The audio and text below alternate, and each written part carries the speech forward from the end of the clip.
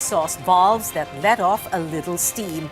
Not exactly Philippine democracy at its finest, but good enough to see how near or far expectation is from reality.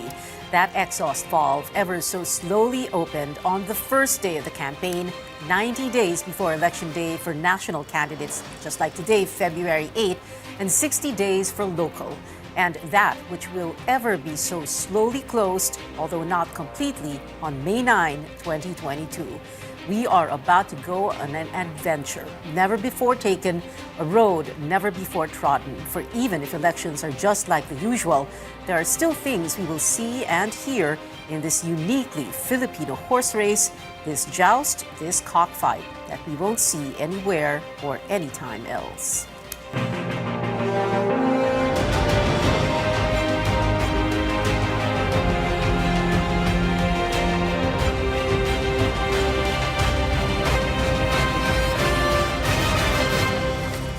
Good evening, I'm Pio Ontiveros. Welcome to a special episode of Politics as Usual to mark the start of the 90-day national campaign period. Leody de Guzman, the labor leader who's used to marching on the streets, has a little bit of catching up to do with Leody de Guzman, the presidential candidate. Today's mishap had to do with, of all things, a permit for his proclamation rally. The most radical of the candidates. Translation, big business may be uneasy with him, needs to convince voters that he can be president even if it is by a very long shot. And if the pre-campaign surveys are to be believed, he still does have a long way to go. Now, Chrissy Di Matulak is joining us from Quezon City to report on Leody de Guzman's day one on the campaign trail. Chrissy? Yes, Pia, after 38 years of fighting labor rights, Leody de Guzman says he is now ready to take on a bigger stage, the presidency. We are here now at the Bantayog ng mga Bayan in Quezon City for the Labor Leaders Proclamation Rally. The presidential candidate's campaign went off to a not-so-rousing start after the COMELEC announced that their camp failed to apply for a campaign permit. But it failed to stop Leody from kicking off his campaign. According to Leody, they are ready to face possible election wraps. But they do hope that it won't be as grave as a disqualification.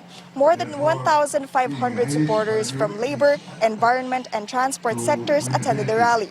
Leody did not invite any celebrities, unlike other presidential candidates. He says he wants to focus attention on his advocacies, such as ending contractualization and giving more opportunities for farmers and fisher folk. Former Congressman Walden Bello, his vice presidential running mate, is also here tonight, along with the party's senatoriables. Running Leody's campaign is Sonny Melencio. We have him with us tonight. Good evening, Sir Sonny. So what should we expect from Leody and Sir Bello's national campaign? Well, this is just the start. Meron kaming mga susunod na mga activities. May mga maliliit na sorties, pero meron kaming mga calendar events, like what we call it. Like March 8, which is the International Women's Day. Yung April 22, Earth Day. May 1, of course, which is Labor Day. Metro Manila lang yan. Meron ng mga sa provinces, sa Negros, Bacolod, sa Cebu, doon po sa Samar. Inaayos na lang namin kasi gusto naming sabay-sabay na makapunta para makatipid din kami sa campaign, si Leody, si Walden Bello, at saka yung mga senatorial candidates namin. Ms. Pia? Yes, thank you, Chrissy. Sir Sonny, magandang gabi po and welcome to the show. Thank you so much for accepting our invitation. I wanted to ask you po, sir, no, itong this issue about the permit for today's rally. Bakit hindi na lang po kumuha ng permit? Ano po ba talaga nangyari? Because, you know, well, a part of government work is abiding by the rules and, well, you know, doing the paperwork. And if Leody is running for president, that would mean that he would be the head of government. So ano po nangyari doon? Actually, Pia, may misunderstanding kasi, well, kanina pa nga yan, pinalo up ko din dun sa team na naglalakad ng permit. Kasi yung permit na in-applyan, this is originally a proclamation rally na gagawin sa Amoranto Stadium. So ang application ay doon sa Quezon City Hall. And then, so meron silang, nabasa ko din yung nire-require nila na may COMELEC. So I thought dire-diretso na yun kasi may mga requirements. So yung pala, we shifted to this venue a few days ago. Yun ang naging decision, and the venue is quite important for us because of historical reasons. This is Bantayog ng mga bayani. We gusto naming i-highlight yung mga victims, i-honor yung mga victims and martyrs of martial law. Kaya dito namin ginawa. Pero yung bagay na yan, hinabol na namin, yung mga lawyers namin, nagpunta na doon sa COMELEC regional office. They also sent email to them and attached all the requirements. So ang hinihintay na lang namin, alam namin late na, pero yun nga yung mga nangyari. So hinihintay na lang namin sumagot sila kasi we found out na marami ring na-reject na nag-apply. Okay. So siguro, let's just go to the process. Meron naman kaming in-apply na, in-attach din namin yung application sa Quezon City Hall. And let's see, susunod kami sa kung anong sabihin ng COMELEC. Well, Sir Sunny, everybody understands and knows why the bantay ng mga bayani is very important. Pero yun nga lang, itong oversight, in a way, unfortunately speaks volumes. No? So, tuloy ang iniisip ng tao, ano yun, para bang nasanay na lang po sina Calyodi and other, the labor groups na, di ba usually pag magrarally, minsan may problema sa permit or magrarally na lang, walang permit, sige, tuloy na lang natin. Ganun po ba yun? Para bang nasanay kasi sa lansangan. So, medyo ganito nangyari. Yes, we're very sorry for the yung lapses na yan na nangyari kasi we own the responsibility. Kasi nga pero yun yung parang background noong lapse na nangyari diyan sa pagkuha ng permit. So we also went out of our way to attach all the requirements na nilagay na namin nung una kaming mag-apply dito sa Quezon City Hall. And actually hinintay muna namin yan kasi yung aming assembly dito, na-hold yan ng matagal kasi mayroong mga assembly sa iba't ibang lugar para magmarcha papunta dito. So sabi namin, hold muna kayo kasi mukhang may naging problema tayo. Saka lang nung malaman namin na naka-apply, nahabol yung mga attachment na gawa, saka lang namin sinabing, sige, go na tayo. Pero let's face up to the consequences dito sa problemang ito. Alright. Maraming salamat po sa inyo, Sir Sunny. And kay Chrissy Di Matulak, ang aming reporter na nandiyan. I understand the rally for Calyodi de Guzman and Walden Bello is still going on there. Meantime, the boxing ring is not Malacanang. Manny Pacquiao may have hung up his gloves, but this doesn't mean the presidency is his for the taking. Still, the center is not throwing the towel into the ring and will try and go for a political knockout punch. If he doesn't win this round, he'll have to either retire or take a rest from politics as well, because he cannot return to the Senate after having served 1 6-year term. His campaign kicks off on the home front, from where Cian Arcangel is reporting live for us in General Santos City. Cian? Yes, Senator Manny Pacquiao is banking on the support of Filipino voters from classes B and E to win the 2022 presidential race. Pacquiao returned to his hometown of General Santos City to launch his presidential bid. This place is special because it's here that he developed his desire to fight as a boxer and to help his family get out of poverty. From being an 8th Division World Boxing Champion, Pacquiao is now presenting himself as a fighter for the poor. It's a message that resonates here. Pacquiao's camp claims around 25,000 supporters gathered at the stadium to see the senator in person. 2 of Pacquiao's 10 senatorial candidates appeared in person for the campaign rally. They were former Eastern Samar Governor Edgardo Barbo and broadcaster Rafi Tulfo. Other senatorial candidates recorded video messages, while Senator Sherwin Gatchalian was represented by his celebrity girlfriend Bianca Manalo. Jensen has over 350,000 registered voters, while Region 12 or SOC Sargent, where the city is located, has 2.6 million voters. Right now, we are hearing Senator Manny Pacquiao speak about his presidential bid and his platform of government. Pia? Sian, let's talk about strategy, no? Campaign strategy and any possible shifts because syempre, day one pa lang ito, we have a long way to go, 90 days before May 9. At syempre, dapat recalibrated lahat. Ano? Paano ba magbabago ang kampanya ni Manny Pacquiao? Nga niya karon dire Pia Pacquiao's camp is saying that they are focused on the ground. They are focused on wooing voters directly. They are not relying on local officials because, as we know, there is a rift within PDP Laban, and that is affecting the campaign of Senator Manny Pacquiao in the sense that he is having difficulty reaching out to some local officials who are connected to PDP Laban. But Pacquiao says that he is unfazed by his present standing in surveys, and he will intensify his on-the-ground, that's what he calls it, his on-the-ground campaign by reaching out directly to voters, and that is how he plans to improve his standing in surveys and possibly win the presidency. Pia? All right, Sian Arcangel is there. I was wondering if we could listen in just a little bit to Senator Manny Pacquiao. Is it possible right now? Yes, Pia, Pacquiao is speaking right now, but he is talking in Bisaya directly to the residents of the city. Pia? Sa ating from the Mindanao. Sian Arcangel there in General Santos City with the Manny Pacquiao campaign. We'll speak to the campaign managers of candidates Isko Moreno and others when we come back. This is a special episode of Politics as Usual. Be right back.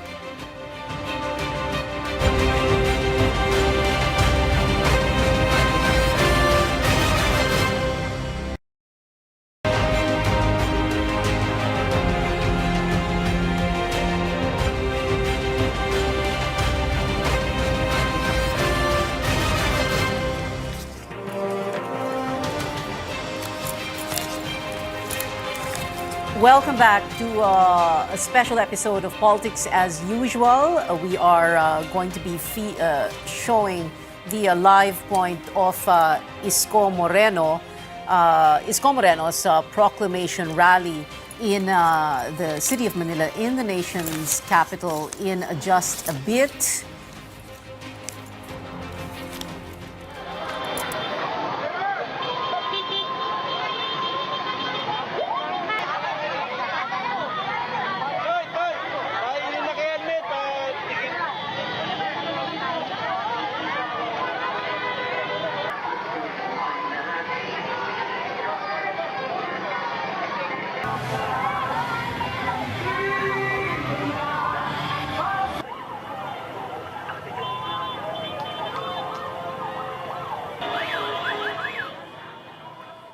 The second to the youngest presidential candidate will only be in his early 50s if he chose to stay 2 more terms as mayor of the nation's capital and then gun for the presidency in 2028. So May 9, 2022 will be the ultimate test if Isko Moreno Domagoso made the right decision. Paulo Barcelon is assigned to the Isko Moreno campaign, and he is joining us from the city of Manila where the proclamation rally happened. And a little bit later on, Lito Banayo is joining Paulo. Paulo. Hi, Pia. Good evening. We just witnessed the end of the proclamation rally of the Isko Moreno Willie Ong ticket. This is the first time since 2004 that the party Aksyon Demokratiko fielded a presidential and vice presidential slate. If you recall, Pia, in 2004, those candidates were the late former Senator Raul Roco and his running mate, the late Tarlac Congressman Hermie Aquino.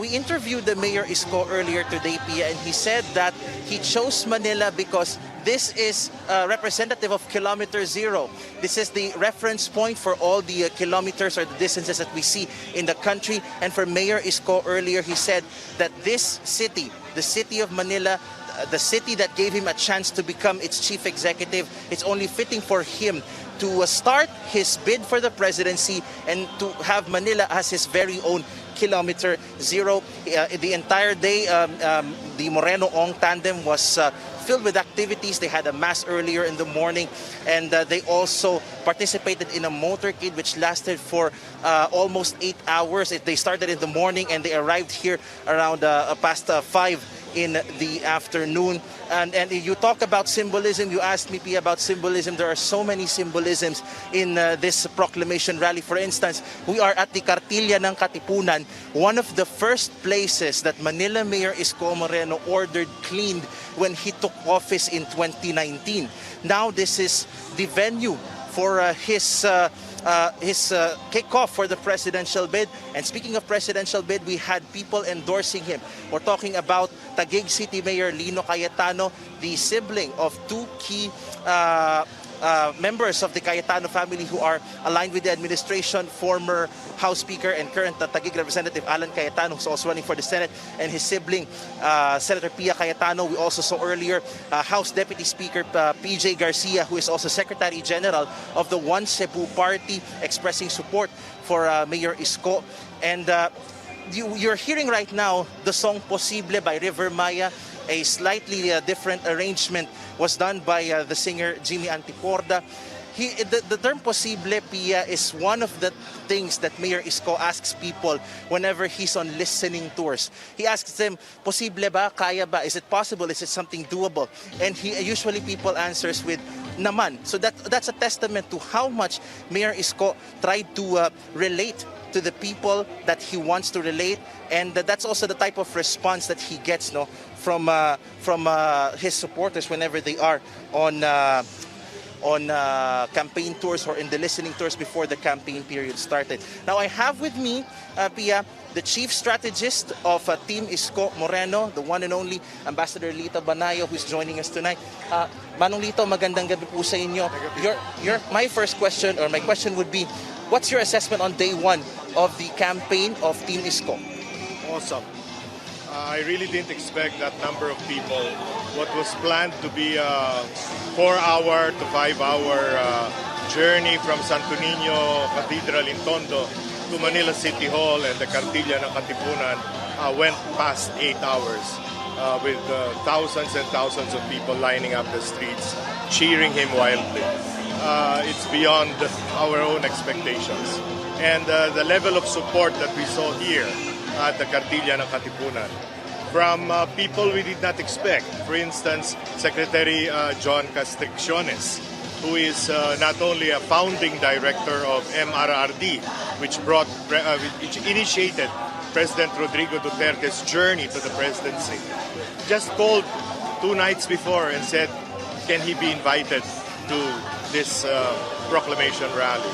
Or Deputy Speaker Pablo John Garcia of Cebu, who recounted how Mayor Isko helped in so many disasters, so many problems in Cebu, without any media, without any fanfare, because it is in the nature of the person to help. All right. Pia, I believe you have some questions for Manong Lito, so now's your opportunity to shoot the chief architect of Team Isko's campaign right now. Pia? Yes, thank you, Paolo. Sir Lito, good evening and thank you very much for being on the show again. I wanted to ask, first about expressions of support for Isko Moreno. You talked about Secretary Castricciones, Deputy Speaker PJ Garcia. If we're talking about PJ Garcia, can his sister, Governor Gwen Garcia, be far behind? Also, Mayor Lino Cayetano, earlier I had asked Paolo, and he said that you said that regarding Pia and Alan, ang sagot niyo raw it's a big family, no? So anong mangyayari, no? Do we expect Alan in Isko's camp? Do we expect Pia to also support Isko? I mean, we're sure Alan won't support BBM, for example.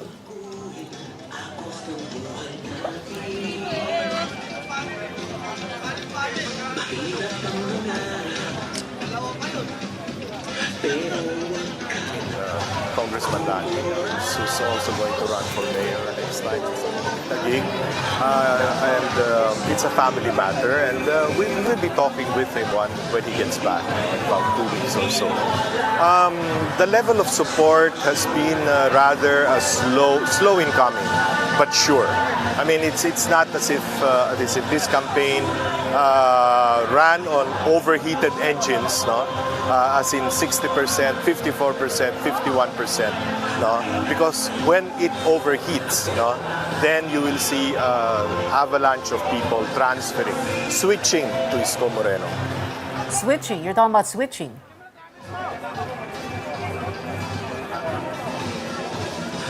Yes, I'm talking about switching. For one thing, we saw tonight, for instance, Secretary John Castricciones, who up to a few months ago was a member of the cabinet of President Duterte. And he was expecting that their party would have a presidential candidate. And when it did not have a presidential candidate, he decided with his heart, with his conviction, that this is the man for the times. This is the man he wants to support for President of the Philippines.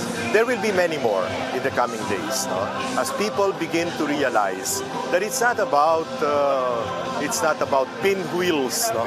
It's not about windmills in the air. It's about promises kept. It's about prototypes shown. It's about heart in governance, and that is Isko Moreno. That is how you define. That is how we and the people eventually will define Isko Moreno. Sir Lito, interesting that you bring up pinwheels and windmills. You're alluding, I think, to Bongbong Marcos. Of course, there might have to be a little bit of recalibration in your strategy, given that it is day one of the campaign, the official campaign period. How are you going to change things around? Because, well, in pre-campaign surveys, BBM is still way ahead of the pack.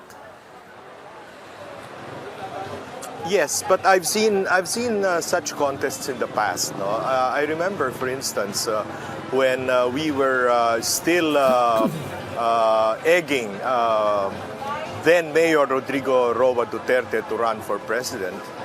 We were as high as 38 points, no, pre-campaign in October. But because of one serious gaffe, which was the curse, the epithets hurled against the Pope, which was not really directed at the Pope. From 38, he went down to 20 in 1 month. No, so these things happen. No, and I've been in this long enough. I've seen how campaigns falter, and I've seen how persistence, the good message, and most important, a good candidate with a good heart can triumph over all the trials, over all the obstacles in his path. So persistence and perseverance. And my last question to you, Sir Lito, will be what Paolo mentioned a while ago. Posible? Posible. His whole life, the life of Isko Moreno has been an impossible journey from abject poverty. No? By his own bootstraps, no? He became mayor of the capital of the Philippines, no? Manila. No? Could you imagine something like that? No? And now he's looking at ways and means to help the people of the Philippines go through this pandemic, aspire to better times, no? Buhay at kabuhayan, and he is on the cusp of that golden opportunity to change the lives of our people, especially our children and our grandchildren. All right, political veteran, someone who's seen so many campaigns, like he said, succeed or falter. Mr. Lito Banaya, sir, thank you very much for joining us. And of course, thank you to our correspondent, Paolo Barcelon, who is there covering the Isko Moreno campaign day one. Salamat din sa iyo, Paolo. Well, let's move on now. Leni Robredo's campaign is hoping she can replicate both a Cory victory in 1986 and a Noynoy win in 2010. But it's not as simple as good versus evil or evil circa 2010 versus Tuwid na Daan. The campaign, after all, took great pains to move away from the liberals, the so-called Dilawan or yellow associated with the opposition, and the Laban sign, opting instead to go independent, use pink and the rose as a campaign symbol. This was a last woman standing who beat Bongbong Marcos in 2016, and she wants to, as she told me late last year, slug it out with him via election rather than disqualification. Anjo Alimario is covering VP Leni for the duration of the campaign.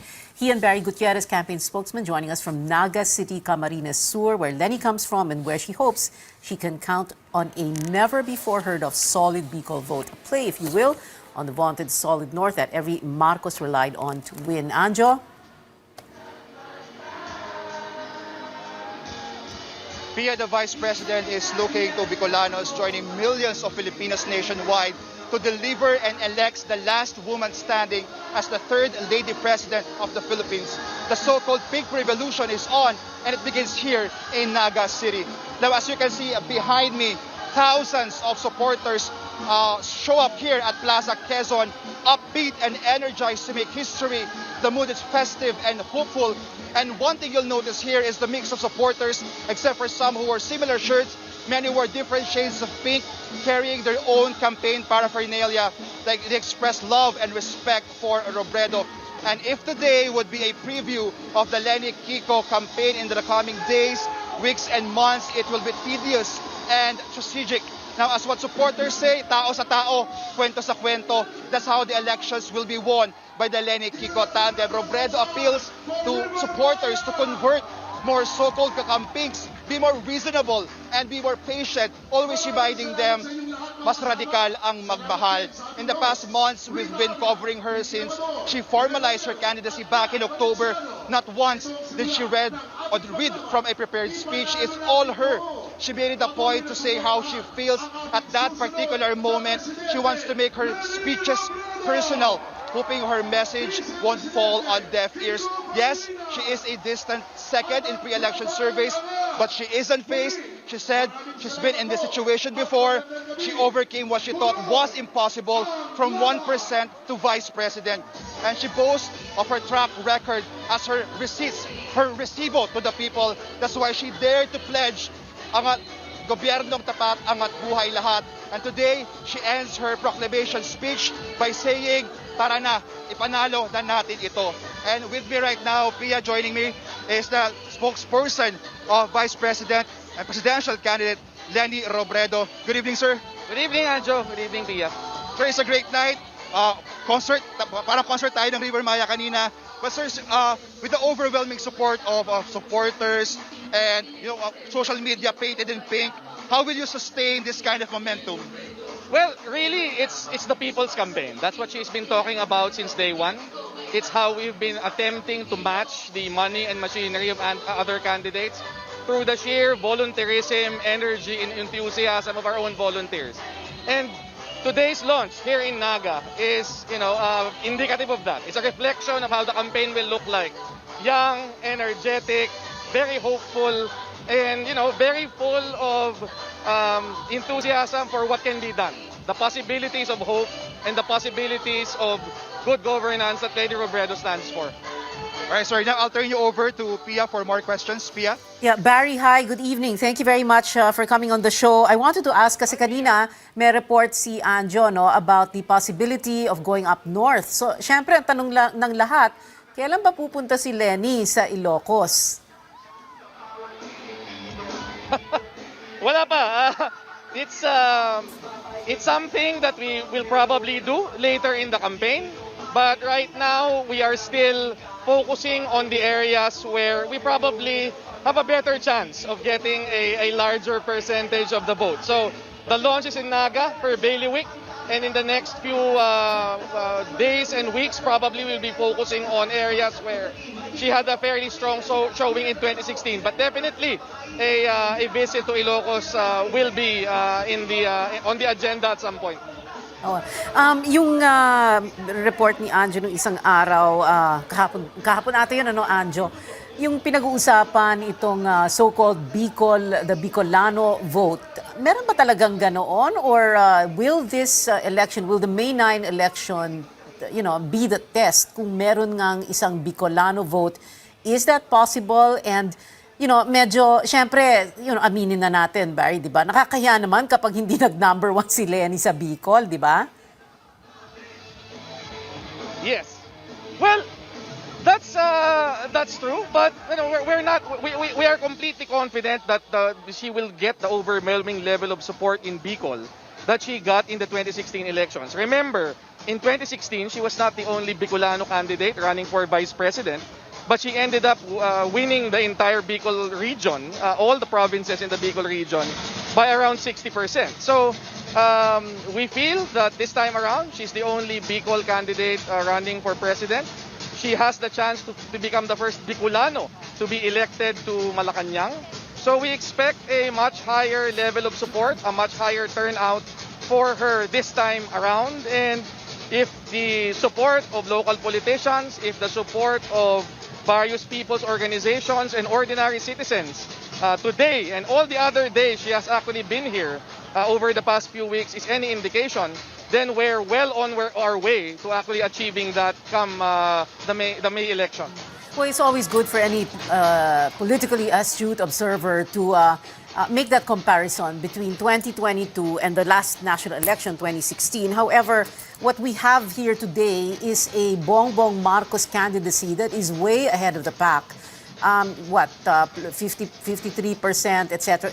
Of course, we know, pre-campaign surveys, no? So things can change. But ano ba yung shift in strategy na gagawin nyo? So, rosas na yung campaign symbol nyo, hindi na yung laban sign, matagal nyo nang tinanggal yung dilaw, ginawa yung pink, di ba? You know, parang moving away from the Liberal Party, except that her running mate is, of course, an LP. But what exactly are you going to do? Because ang layo ni Bongbong sa inyo di ba? Well, malayo din si Leni Robredo noong 2016. Everybody seems to forget that she started out at 1%. She was a virtual nobody. Nobody gave her a chance at all to even make it to the top 2 or the top 3, let alone winning that particular election. While it's true that right now we're trailing by about 30 points, there are 90 days left until the elections, and she has overcome 30-point leads before. She has demonstrated that, and one thing going for us this time around, which was not present in 2016, is a massive army of volunteer support. I have never seen this, quite frankly, and the Vice President has always made it a point to talk about it because of its exceptional and unique nature. The idea that people themselves will self-mobilize, will self-finance, will initiate their own programs instead of waiting for the campaign or the candidate to tell them what to do. That the power of that is really, I think, cannot be underestimated, and that's really the card we are banking on in the next 90 days. As you were saying earlier, tao sa tao ito, kwento sa kwento. Ibig sabihin, the person-to-person, community-to-community campaign is really on top of the traditional campaign we will be running through ads and through social media interventions, is really what we think is our ace in the hole here. No other campaign has that. No other campaign can match that. And I think that in the end, that will be sufficient to actually give her the victory in May. Army of support, that, like you call it, has to show up in the surveys also. And at the same time, if you talk about, like you said, from 1% to vice president, we all know that. However, a 200,000 plus vote margin over your nearest rival should not be the case when you're running for president, right? I'm sorry. Can you repeat that? It's so noisy here. I was about to say, let's listen to the music na lang. But anyway, yeah. Well, I was just saying that yung 200,000 plus ang lamang niya kay BBM noong 2016. Pero ngayon, na presidente na yung pinag-uusapan, dapat mas malaki doon, di ba? Kung mananalo siya, right? Can you hear me? Yes, but, a win is a... Yes, I can hear you. A win is a win. So whether she wins by 200,000 votes, 500,000 votes, or 1 million votes, it's going to be a win. We foresee it will be a very close election in the end. Obviously, the other campaigns, particularly the campaign of Mr. Marcos, have had a longer time to prepare. They have invested more in social media. They have invested more in traditional campaign machinery. So they have a head start. Literally, the Vice President only started building up her machinery and her campaign on October 7 after she declared that she was going to seek the presidency. But as I said, we are confident that with 90 days to go, we can slowly but surely make up the gap on riding on the strength of the people's campaign. And if at the end of the day we win by 1% or 2%, then that's still a mandate. And what will be clear from that mandate is that she will be a president who will govern for all. She will not just be a president for those people who supported her. She's made that very clear from the outset. But, we first have to get through this election. And as I said, we are confident that with the support we are getting, we are confident that with the volunteer movement that has really come out to support her, we will be able to pull this thing through in May. All right, thank you so much for joining us tonight, Attorney Barry Gutierrez, spokesperson for VP Leni Robredo, and of course to our correspondent over there, Anjo Alimario, who is covering the Robredo Pangilinan campaign until May 9 and beyond that, of course.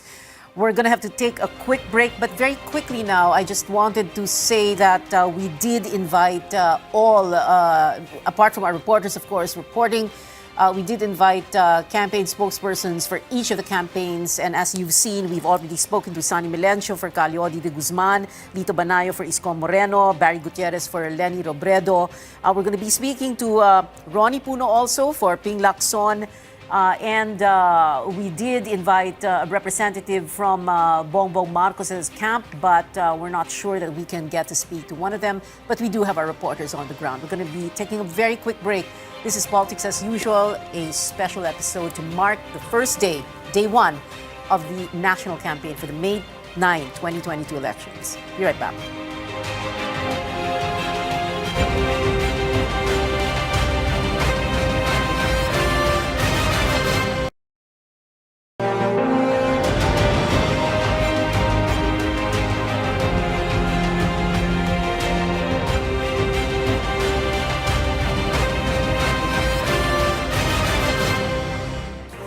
Welcome back to a special episode of Politics as Usual. He ran for president in 2004 and came in third for the oldest presidential candidate in the race, the youthful-looking former Philippine National Police Chief and senator for 2 terms, a part of which he spent on the run, still feels he has not just much to prove, but much to offer as well. A tumultuous career and life only to be vindicated by the very woman who put him in the crosshairs of a controversy on the basis of a flimsy intelligence report. Ping Lacson's second quest for Malacanang begins in the place of his birth, Imus, Cavite. Our longtime police correspondent, George Cahiles, who is assigned to the Ping Lacson Tito Soto campaign, joins us from there, together with campaign strategist Ronnie Puno. George? Will be banking on the support from the previous election. Senator Panfilo Lacson is hoping that Caviteños will rally behind him in his second attempt for presidency. And the campaign or the proclamation rally has just ended a while ago. And Senator Lacson says their campaign will be a standout, especially that they're pushing for enforcement of discipline during their campaign. Now, and this grandstand, Pia, is a witness to that earlier. And he says that thousands of people were here earlier, and they were seated properly on socially distant chairs. There were people collecting garbage earlier. There were marshals telling people to observe the minimum health protocols here. And with his running mate, Senate President Tito Soto, the tandem wants to focus on reaching the grassroots, and they want smaller consultation activities to common people to hear their concerns. And Lacson's Partido Reforma has an existing alliance to Soto's Nationalist People's Coalition and the National Unity Party, which is headed by former Interior Secretary Ronnie Puno. And he is with us right now. Secretary Puno, good evening po, and thank you for joining us tonight. Good evening. Sir, can you tell us how this grassroots campaign strategy will work for Senator Panfilo Lacson and Senator Soto? Well, I think in any election, really direct contact with the people is very important. There's a big challenge now because of the health restrictions because of COVID, but we have to find a way around that, find a way to be able to get to speak directly to the people, address their concerns, and tell them what we want to do for the people. Yeah. All right. Sir, Pia Ontiveros is in the studio. She has questions for you. Okay. Good evening, Sir Ronnie Puno. Thank you so much for coming on the show again. I wanted to ask you first about this very, very interesting book by former President Gloria Arroyo, where she talked about that controversy surrounding Ping Lacson. And she said in so many words na naniwala siya sa isang intelligence report tungkol kay Senator Lacson, yun pala hindi totoo. How is that going to help in Senator Lacson's campaign? Well, Pia, it just tells everybody that Senator Lacson has been telling the truth. No, all throughout, all the charges against him were false. The testimony was totally false, and it's good that now that's coming to light, and that was confirmed by no less than President Macapagal Arroyo herself.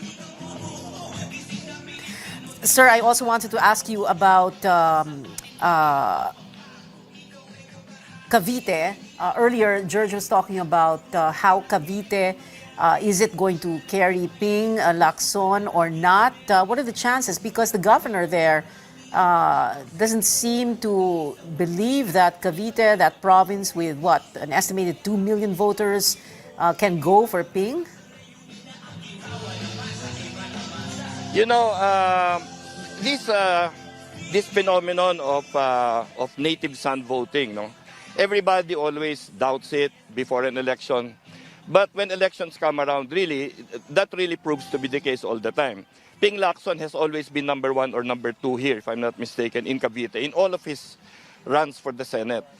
In fact, Tito Soto was saying earlier that he was number 9 when he came to Cavite, but when he started going around with Ping Lacson, he went up to number 2. So we're confident that Cavite will go for Ping Lacson. Most of the congressmen here, including the governor, of course, are members of our same party. They are all NUP members. NUP has a policy of not picking a particular candidate for president, no?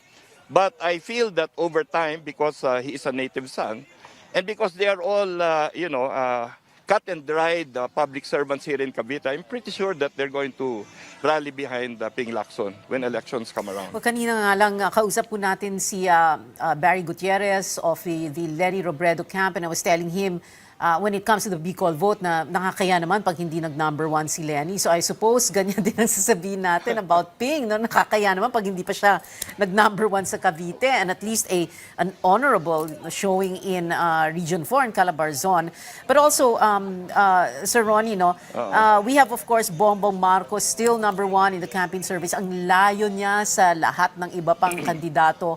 Ano ba yung magiging recalibration and strategy ninyo? Because ang laki ng lamang na kailangan habulin nyo yun eh. Well, yan lamang na ganyan. That was true in the case of Grace Poe. That was true in the case of almost all the previous elections. Now, the first part of the election, from maybe prior to the filing of certificates of candidacy until the first week of October, is really pakilala. No? People just want to announce that they're actually, in fact, running for president. When they actually file, then they go around the country introducing themselves as a presidential candidate. You don't really get a chance to compare one candidate with another. Now we are approaching the campaign. Well, we are already into the campaign period. This is the time where you're going to see candidates go head to head. And, Ping Lacson has been a known quantity because been a senator for 18 years. The others, are relatively new. So, there is this novelty that comes in when they introduce themselves. Everybody knows who Ping Lacson is. But when you compare them side by side in the coming days, and we have already started to do this, you're going to see that our candidate is far and away the best of all of them. He is the most experienced, he is the most principled, he is the most proven, and I know that the people are going to see this in the coming months. Well, Secretary Ronnie Puno, another political veteran who everyone respects. Sir, maraming salamat po. And thank you very much for joining us on the show tonight. And of course, to our reporter there, our longtime police correspondent, George Cahiles. Thank you, George, for coming on the show and reporting. We go over to the Philippine Arena in Santa Maria, Bulacan, where former Senator Bongbong Marcos and Slate is holding their proclamation rally. This is a special episode of Politics as Usual. We'll be right back.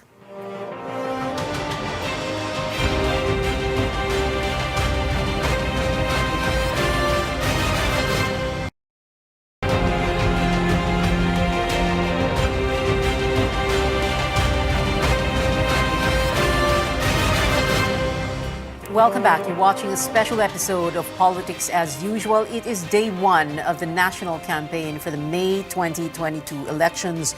Bongbong Marcos, #1 in pre-campaign surveys, a result critics like to claim of a successful rebranding by the family 35 years since a people power unseated his autocratic father and was exiled. Never lost an election when he ran for governor, congressman, and senator, except for that debacle in 2016 when he came up 200,000 plus votes short for the vice presidency.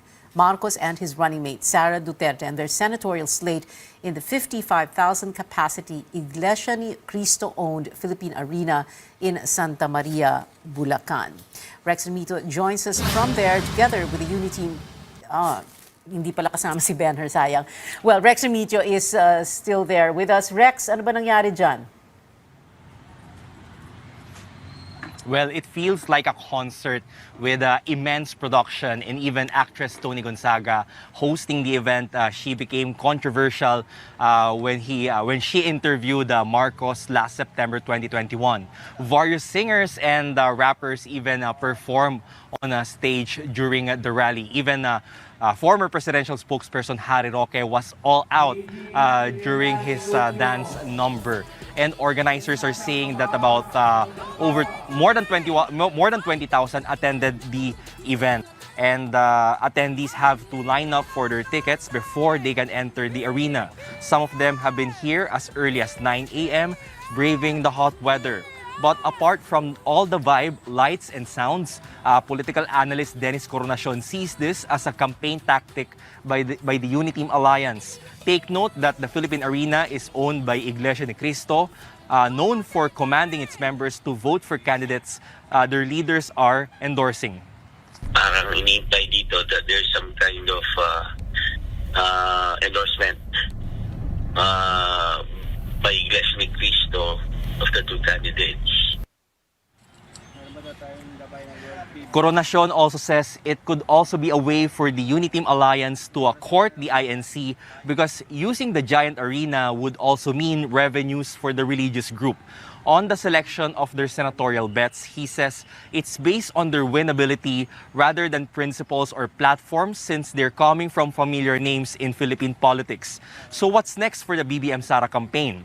They will focus on face-to-face sorties and motorcades. They believe this is still the most effective way to reach out to the masses.